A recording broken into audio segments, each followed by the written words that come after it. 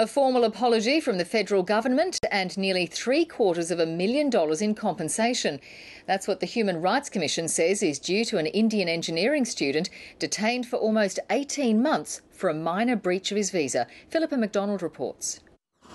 Prashant Churkapali came to Australia from India to do postgraduate studies in mechanical engineering in 2004.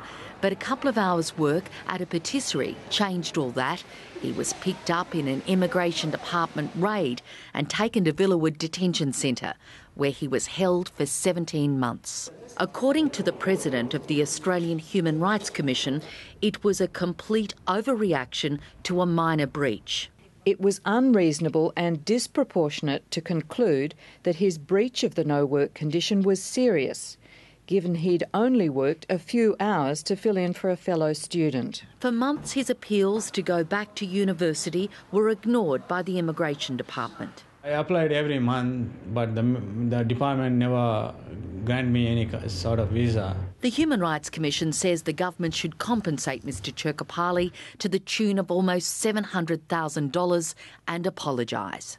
For me, there's an absolute connection between the loss of judicial oversight of the detention process and the problems that we've been seeing now. The Minister for Immigration, Chris Bowen, is not saying sorry to Mr Churkapali, nor is he indicating that the Commonwealth will pay him any compensation. The Minister says his department maintains Mr Churkapali was not arbitrarily detained. Mr Churkapali says he just wants some certainty. And that's all. The big thing is to get back on my life and get a proper jobs. At the very least, we should be considering giving him some type of permanent residency so he's not on this rolling temporary visa. Prashant Churkapali is now suing the government for unlawful imprisonment.